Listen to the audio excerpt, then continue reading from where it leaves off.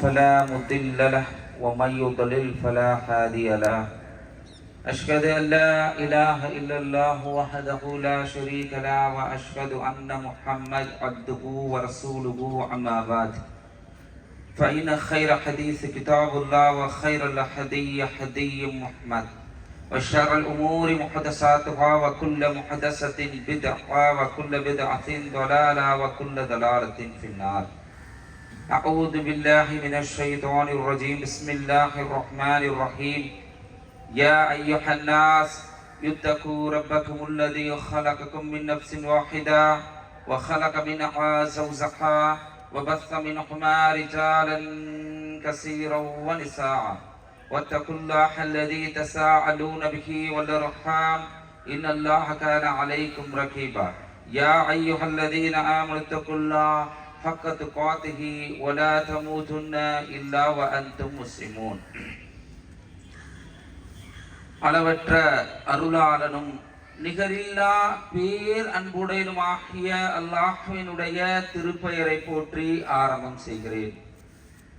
கண்ணியமிக்க இஸ்லாமிய சகோதரர்களே, சகோதரிகளே, நபிகள் நாயகம் ஸல்லல்லாஹு அலைஹி வஸல்லம் அவர்கள் பெருநாள் தினத்திலே எவ்வாறு தொழுகையை அமைத்துக் கொள்ள வேண்டும் என்று நம்மளுக்கு உபதேசித்திருக்கிறார்களோ அந்த அடிப்படையிலே பெருநாள் தினத்தினுடைய தொழுகையை நிறைவேற்றியவர்களாக நாம் எல்லாம் இந்த தருணத்திலே இங்கே அமர்ந்திருக்கிறோம்.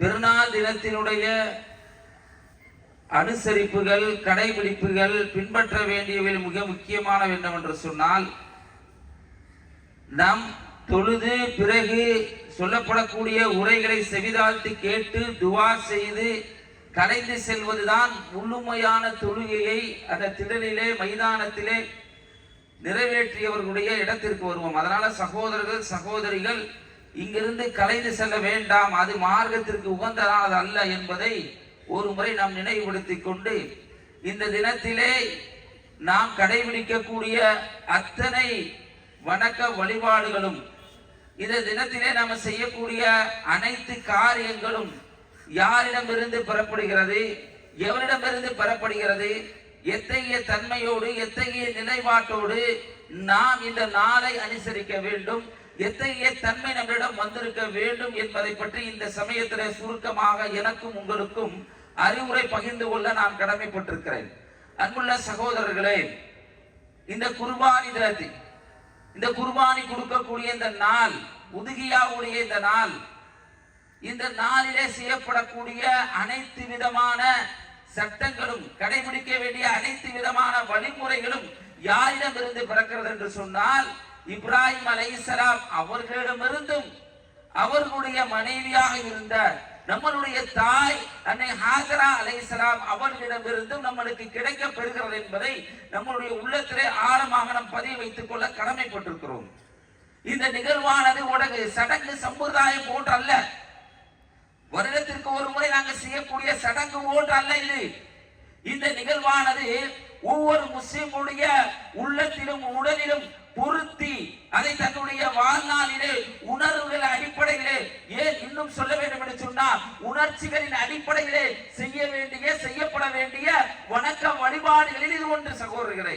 ஆனால் நம்மிடம் எப்படிப்பட்ட பண்பு இன்னைக்கு இருக்கிறது என்று சொன்னால், இந்த நாள் என்பது வெறுமனம் உண்பதற்கு உரிய நாள் மட்டுமே என்று நாம் நினைக்கிறோம். இந்த நாள் என்பது வெறுமன கொண்டாட்டத்திற்கு மட்டுமே உரிய நாள் என்று நினைக்கிறோம்.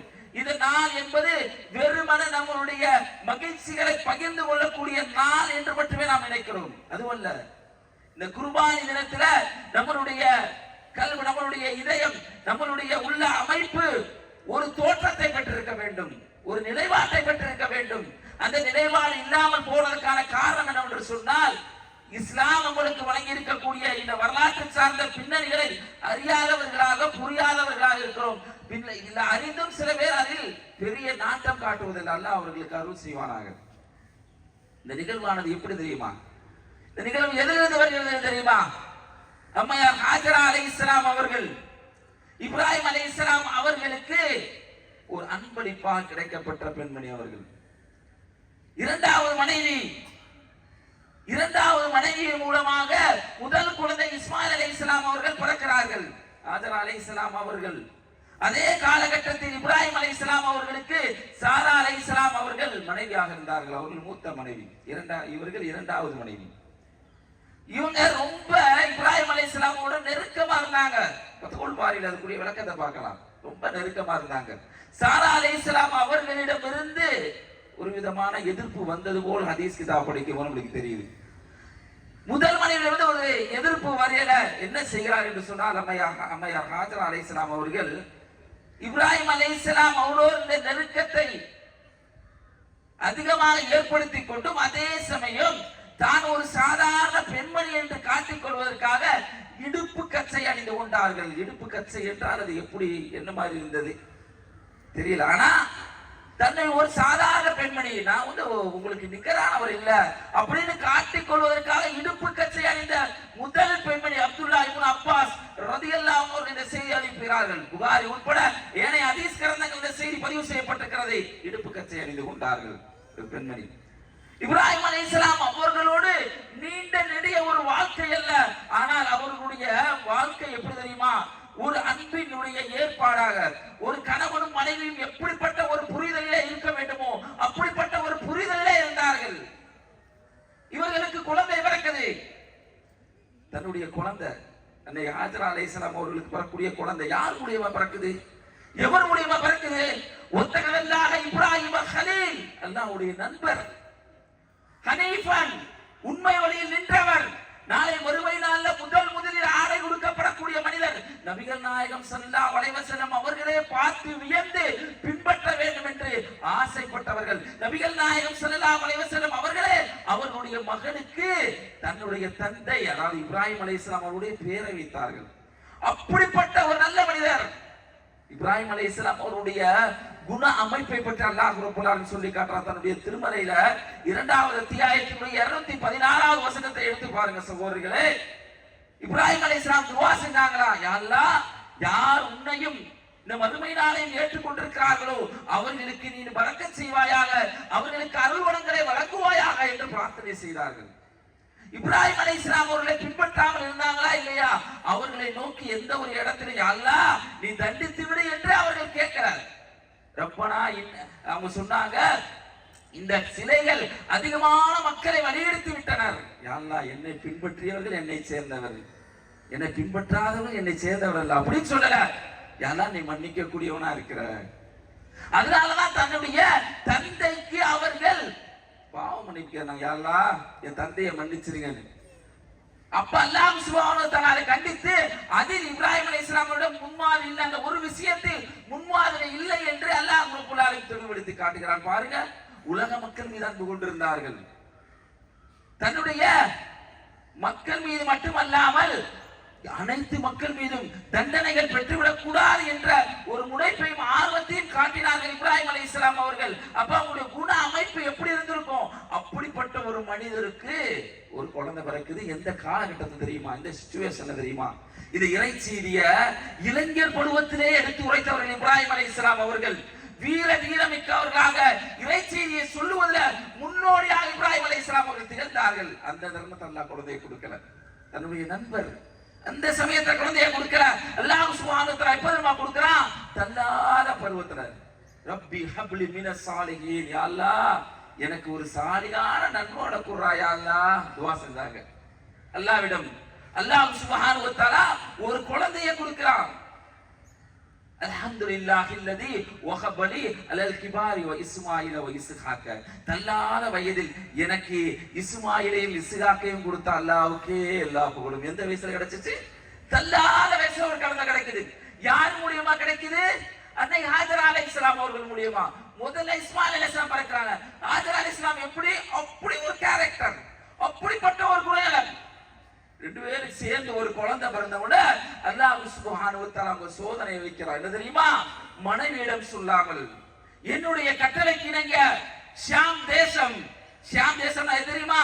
இன்னைக்கு நம்ம பார்க்கிறோம் பலஸ்தீனம், கஸா, ஜோர்டான், எகிப்து, அது மட்டும் இல்லாம ஏமன், சிரியா, இது எல்லாம் உட்பட இருக்கக்கூடிய பகுதி தான் அந்த புனிதமிக்க பகுதி. அதான் அல்லாஹ் குர்ஆன்ல சொல்லி காட்டுறான், சுப்ஹானல்லதி அஸ்ரா பி அப்திஹி லைலத மினல் மஸ்ஜிதில் ஹராம். சூரத்துல் பனி இஸ்ராயீலுடைய முதல் அத்தியாயத்தை அல்லாஹ் ரப்பல் ஆலமீன் சொல்லி காட்டுறான், வ பாரக்னா லி நூரிஹி, அந்த இடத்துல வாக்கியம் புரிஞ்சு அல்லாஹ் ஆக்கியிருக்கேன்னு சொல்றானே. அந்த ஷாம் தேசம், இந்த ஷாம் இன்னைக்கு இருக்க ஷாம் தேசம் இல்லங்க, இன்னைக்கு இருக்க சிரியா இல்ல, அன்னைக்கு இருக்க காலம், ரசூல் ஸல்லல்லாஹு அலைஹி வஸல்லம் அவர்களுக்கு முன்னாடி இருக்கக்கூடிய காலம். அந்த காலகட்டத்துல குழந்தை பிறக்குது. அந்த குழந்தைய என்ன பருவம்? வகியத்துதி, பால் குடி பருவம். இந்த குழந்தைக்கு இவ்வளவு நாள் வாழ்ந்திருப்பாங்க.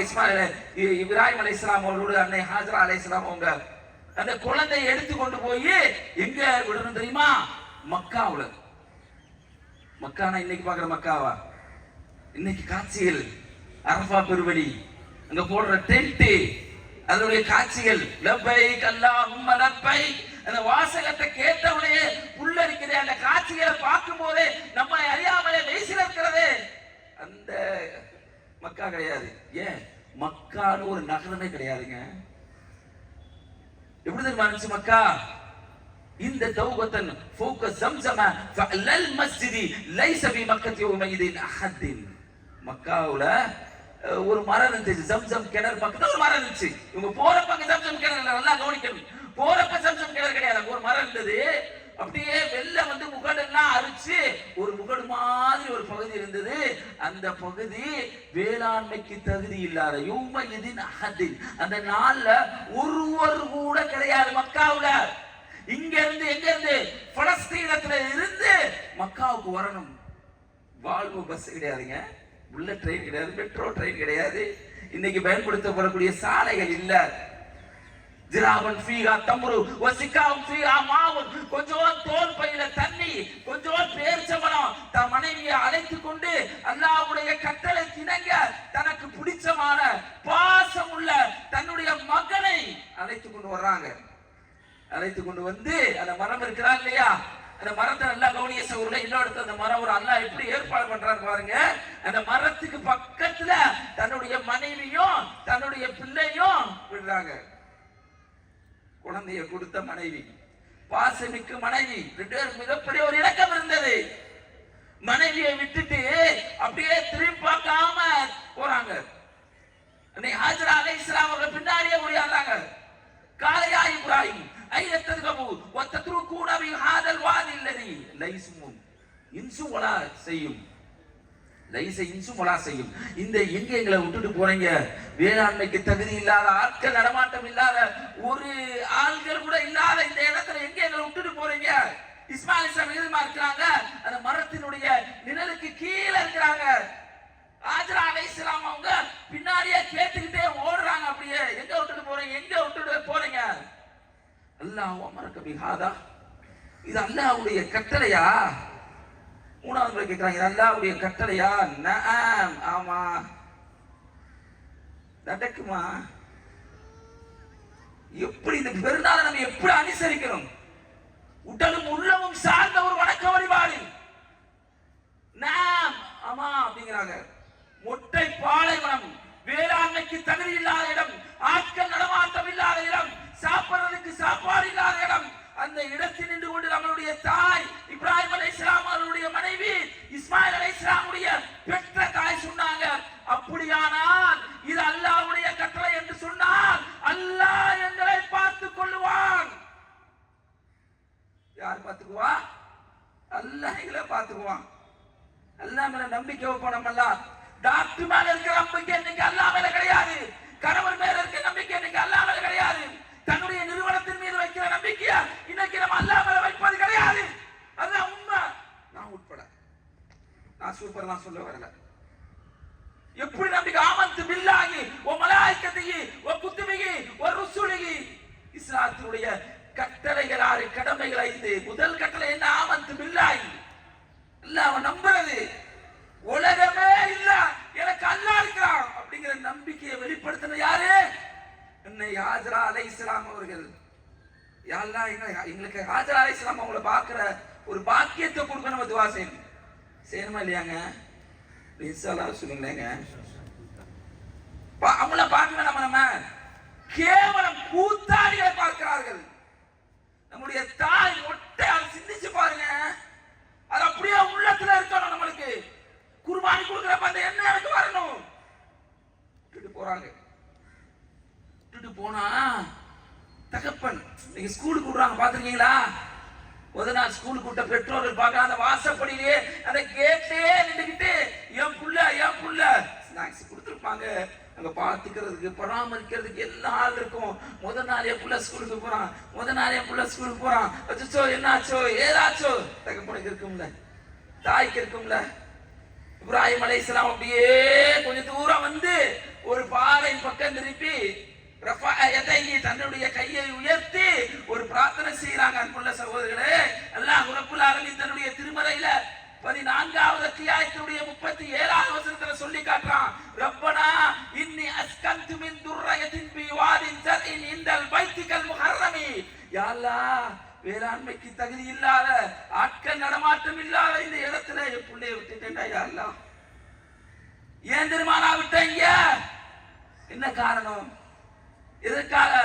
ரப்பனா யுகீமுஸ் ஸலாத், இவர்கள் தொழுகை நிலைநாட்ட வேண்டும் என்பதற்காக நான் செஞ்சேன். தொழுகையை பத்தி பெத்த பிள்ளைக்கு கேட்காத பெற்றோர்கள் இருக்கிறாங்க, அதை பற்றி அறிவுறுத்தாத பெற்றோர்கள் இருக்கிறாங்க. குர்பானி கொடுக்கறதுல, மாமிசத்தை சாப்பிடுறதுல, அதை பரிமாறுவதில் இருக்கக்கூடிய அக்கறை இன்னைக்கு தொழுகையில இல்ல. என்னுடைய பிள்ளையை நல்ல முறையில் வளர்க்க வேண்டும் என்று நினைக்கக்கூடிய பெற்றோர்கள் உண்மையிலே அப்படி நீங்க நினைப்பீர்கள் என்று சொன்னால், உங்கள் பிள்ளை அசிங்கத்தின் பக்கம், ஆபாசத்தின் பக்கம் செல்ல விடாமல் இருக்க வேண்டும் என்று நீங்க நினைத்தீர்கள் என்று சொன்னால், முதல்ல செய்ய வேண்டுமா? தொழுகை. இவர்கள் தொழுகையை நிலையாட்டம் என்று அப்படி செஞ்சேன். யாருமே இல்லாத இடம் யாரெல்லாம் சிலருடைய மனங்கள்ல இவ்வளவு அன்பு கொள்ள செய்யறாயா எல்லாம் எப்படி இருக்கும் தகப்பனுக்கு. விட்டுட்டு போயிடுறாங்க. விட்டுட்டு போனா நம்மளுடைய தாய் அம்மையார் ஹாஜரா அலைஹிஸ்ஸலாம் அவங்க பாக்குறாங்க, அந்த தோல் மேல இருக்க பேரிச்சம்பழம் தண்ணி குடிச்சு அது காலி ஆயிடுச்சு.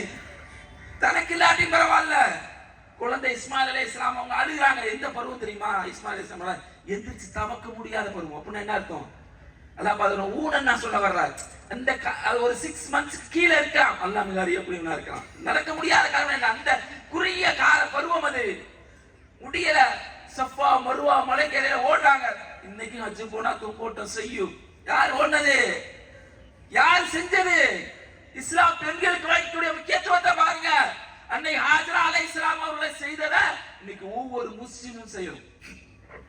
ஓடுறாங்க. யாரையாவது உதவி கொடு, அல்லாஹ் ஜிப்ரீல் அலைஹிஸ்ஸலாம் அனுப்பி அந்த இடத்துல அந்த மரத்துக்கு பக்கத்துல அவருடைய இறக்கையினால் அல்லது குதுங்காலினால் அந்த ஜம்சம் கிணறு நோண்டப்பட்டு அதை ஹாஜரா அலைஹிஸ்ஸலாம் தன்னுடைய கையினால் தடுத்து பிறகு அதிலிருந்து நீர் அருந்தி தன்னுடைய மகனை வளர்க்கிறார்கள், தானும் வளர்கிறார்கள். அந்த இடத்துல யாருமே இல்லாத ஒரு சூழ்நிலையில தன்னுடைய மகனுக்கு ஜுருகும் என்கிற கோத்திரத்துல பெண் பார்த்து திருமணம் செய்து வைக்கிறாங்க.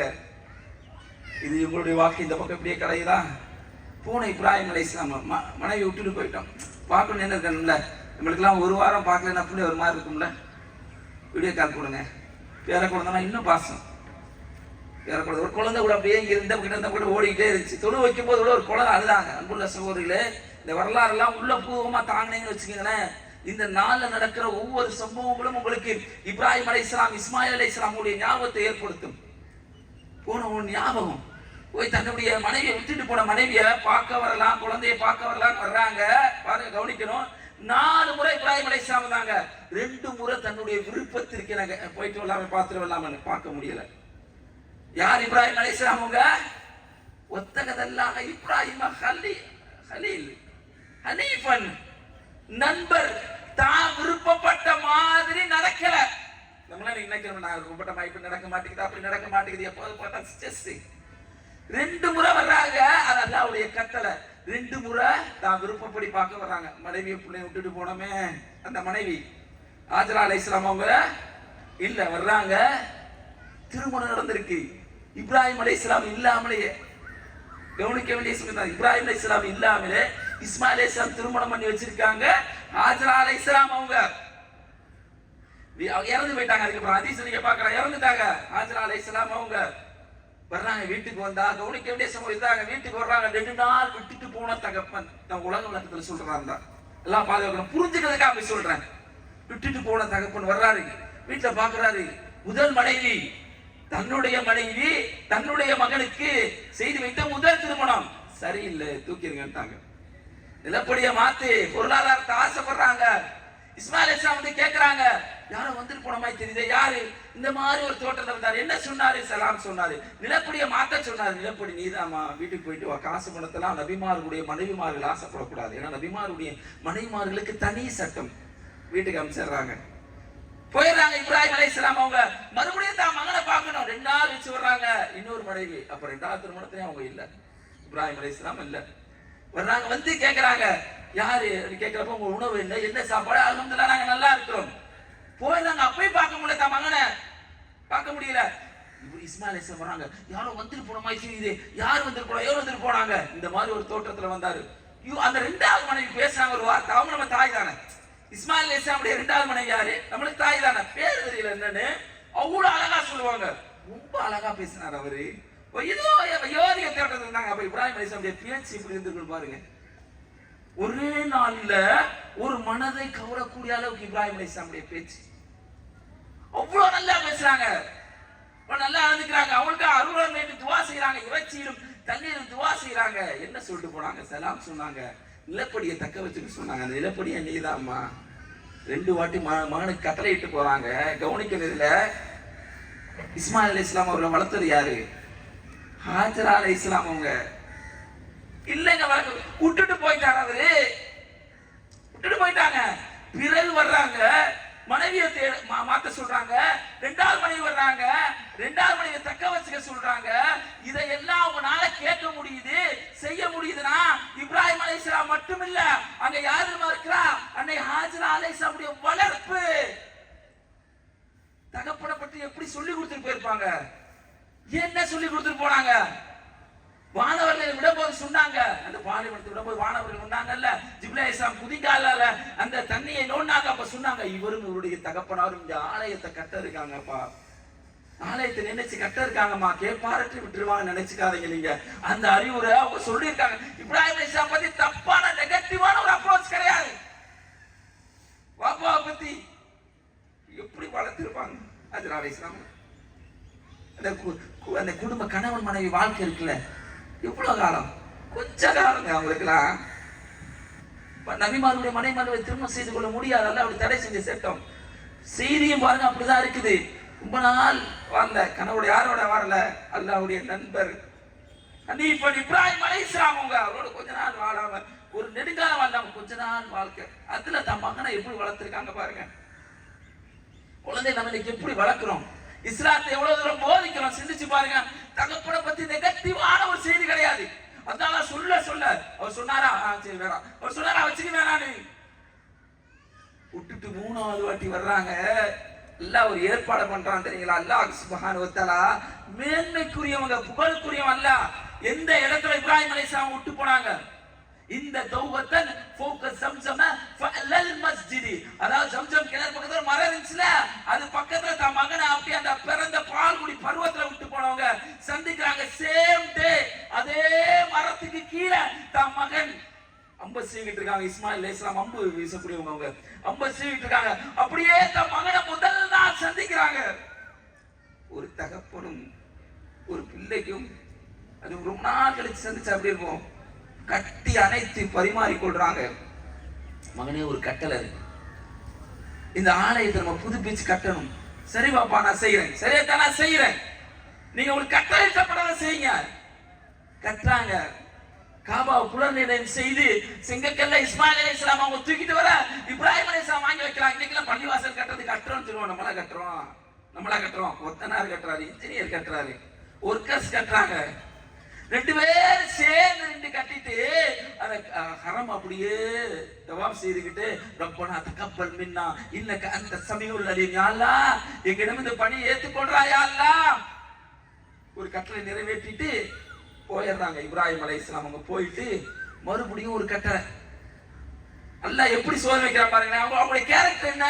எல்லா மக்களுக்கும் சாப்பாடு கொடுறாயா அல்லாஹ், என்ன பின்பற்றாதவங்களை கூட தண்டிச்சிடாதயா அல்லாஹ், யா அல்லாஹ் என்னை தகப்பனார் உனக்கு மாறு செஞ்சவர் தான் யா அல்லாஹ், இருந்தாலும் மன்னிக்க வாய்ப்பு இருக்கா அப்படின்னு கேட்டாங்க. அல்லாஹ் இல்லன்னு சொல்லிட்டான். அப்படிப்பட்ட நபிக்கு அல்லாஹ் வைக்கிறான் என்ன தெரியுமா?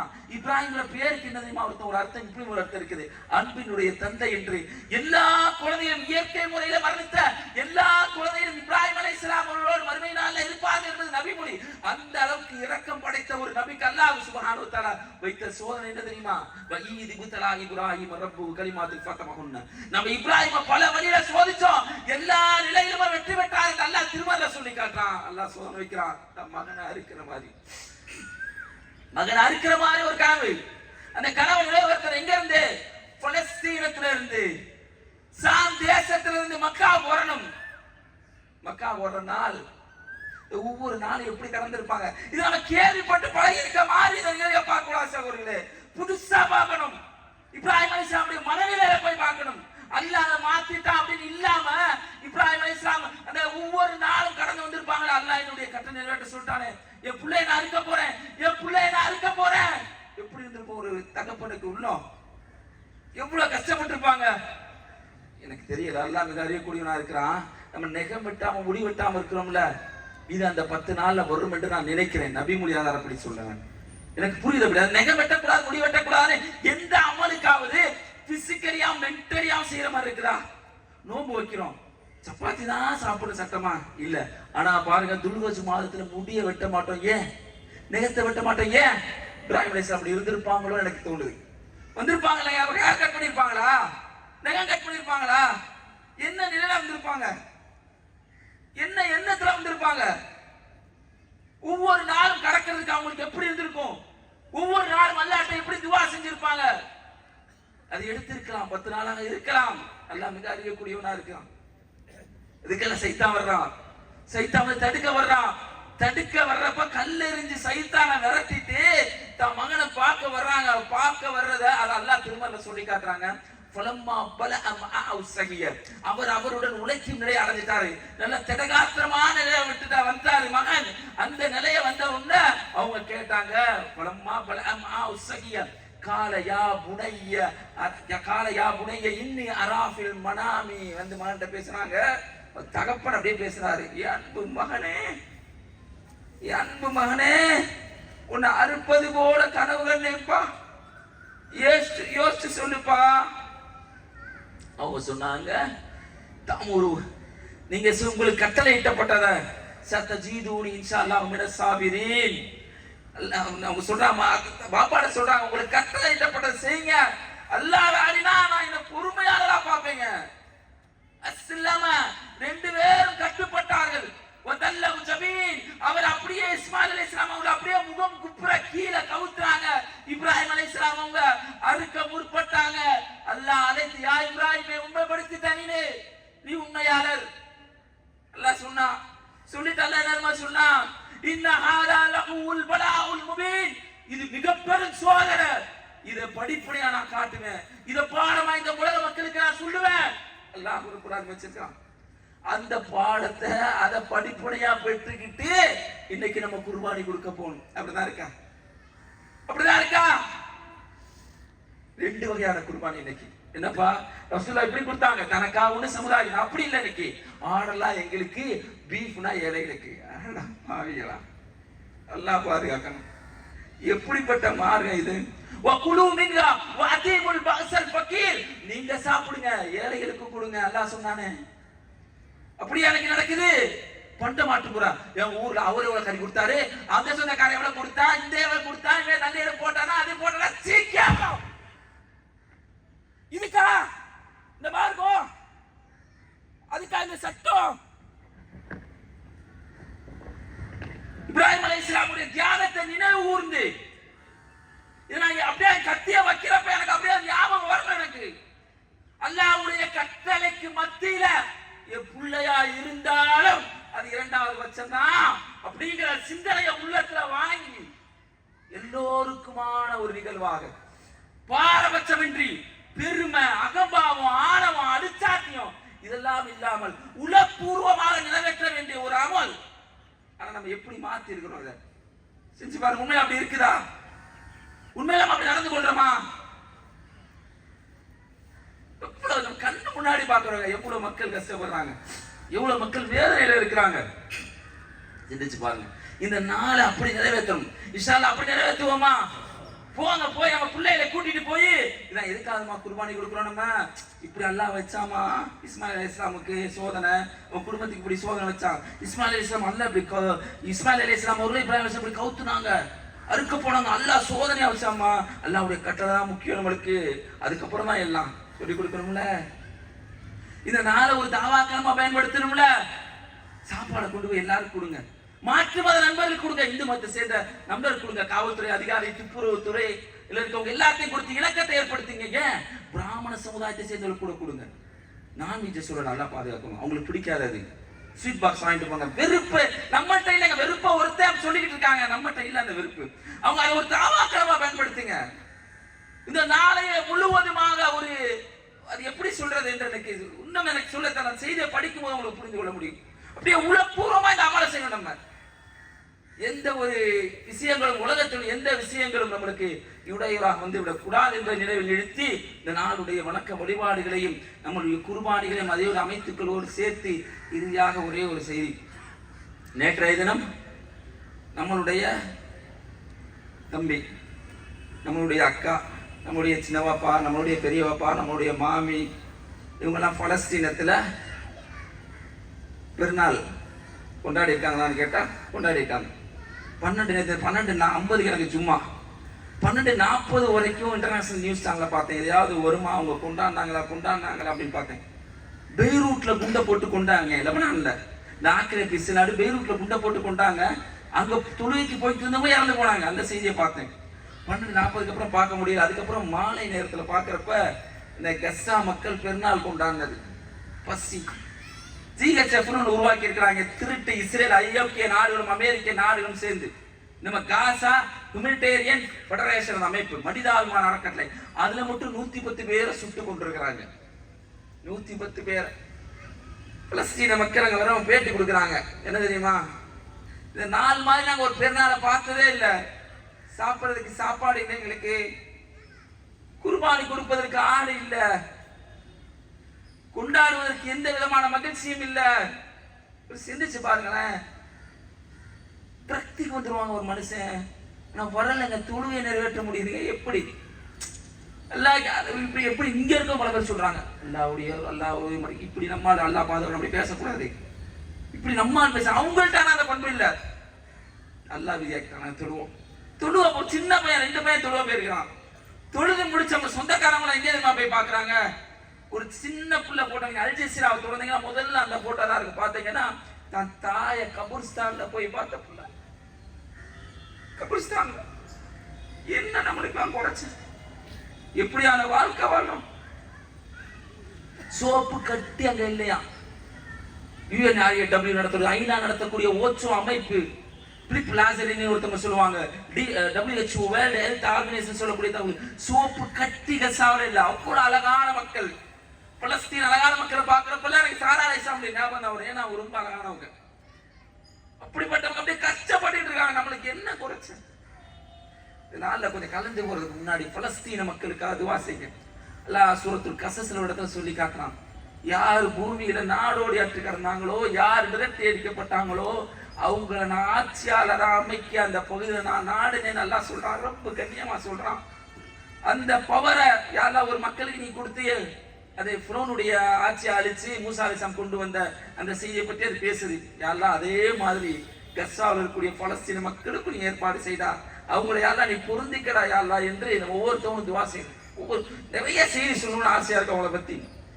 ரேசல்னு சொல்லி ஒரு மருத்துவர், ஐரோப்பாவில் நடப்பின மருத்துவர், நான் கண்ட காட்சியிலே மிக மோசமான காட்சி கஸ்ஸாவில் மட்டும்தான். 19 குடும்ப உறுப்பினர் இறந்த ஒரு பையன் வந்தான். அந்த பையனுடைய கையை துண்டாயிருச்சு. நான் கட் பண்ணிட்டேன். அந்த பையனுடைய பேரை கண்டுபிடிக்க முடியல. அப்ப அந்த பையனுடைய பேரை நெஞ்ச திறந்து பார்த்தா பச்சை குத்துறது இல்ல கஸ்ஸாவில் மக்கள் எழுதிக்குவாங்க. நான் இறந்து போனா யாருன்னு தெரியறதுக்காக அந்த பையனுடைய நெஞ்சில யாருன்னு எழுதப்பட்டிருந்துச்சு. இதை பார்க்கற அப்படியே உள்ளமெல்லாம் உருகி போச்சு. சொல்றான் யாரு, ஒரு கிறிஸ்துவ நண்பர், ஐரோப்பாவை சேர்ந்த ஒரு கிறிஸ்துவ நண்பர் சொல்றாரு, நம்ம தம்பி, நம்ம அண்ணன், நம்ம அண்ணனுடைய மகன்கள், நம்மளுடைய தம்பியினுடைய மகள், நம்ம தங்கச்சியினுடைய மகள்கள், அவர்களுக்காக துவா செய்ய நம்ம கடமைப்பட்டிருக்கோம் என்பதை சிந்தித்து பார்த்த நேரத்தில் அவர்களுக்காக துவா செய்யுங்க. ஒரு அறிவிப்பு ஒன்று தாவா சார்ந்து குரான் சார்ந்த அறிவிப்பு. அதை பற்றி உங்களுக்கு பின்னாடி அறிவிப்பு செய்வாங்க. நீண்டதாக போனால் உங்களுக்கு சிரமமாயிடும். முக்கிய தாவாசுரம் சார்ந்ததை இனாயத்துல்லா பாய் வந்து அறிவிப்பு செய்வாங்க. வாஹித் தாவான் அல்ஹம்துலில்லாஹி ரப்பில் ஆலமீன். அஸ்ஸலாமு அலைக்கும் வரஹ்மத்துல்லாஹி வபரகாத்துஹு.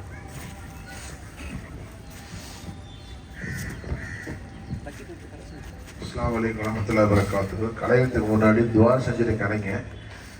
நமது பகுதியிலே நடைபெற்றுக் கொண்டிருக்கின்ற அல் ஃபிர்தௌஸ் மதரசா மிகவும் நல்ல முறையிலே சீராகவும் சிறப்பாகவும் நடைபெற்றுக் கொண்டிருக்கிறது. எல்லாம் தாங்கள் அறிவீர்கள்.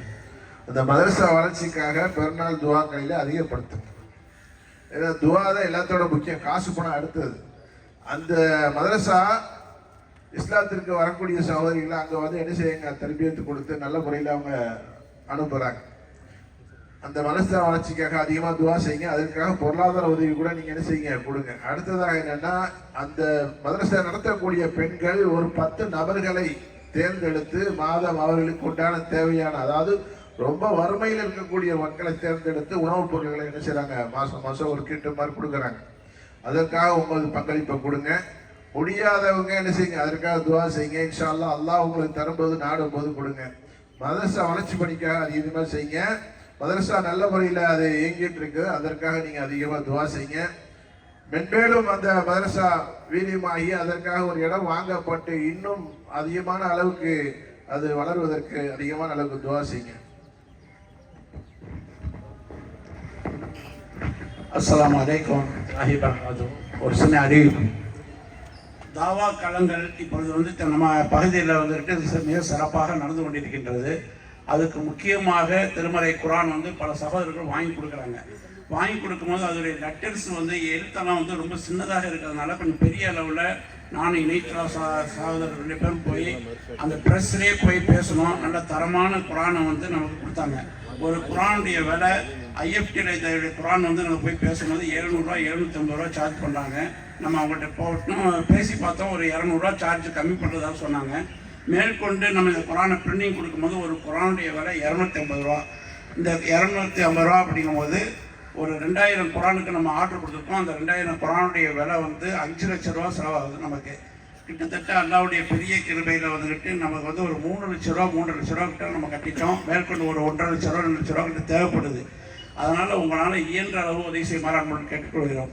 ஒவ்வொருத்தரும் ஒரு நியத்தை வைங்க. தாய் பேர்லையோ தகப்பன் பேர்லையோ உங்களுடைய பேரண்ட்ஸ் மற்றவர்களுடைய பேர்லையோ ஒரு நியத்தை வச்சு 10 குரான் 20 குரான் 50 குரான் 100 குரான்கிட்ட நீங்கள் ஒரு நியத்தை வச்சு செஞ்சீங்கன்னா இது ஒரு சதக்கத்துல் ஜாரியா நான் முஸ்லீம்கள் படிப்பதற்கும் மிக அழகான முறையில் இருக்கும்.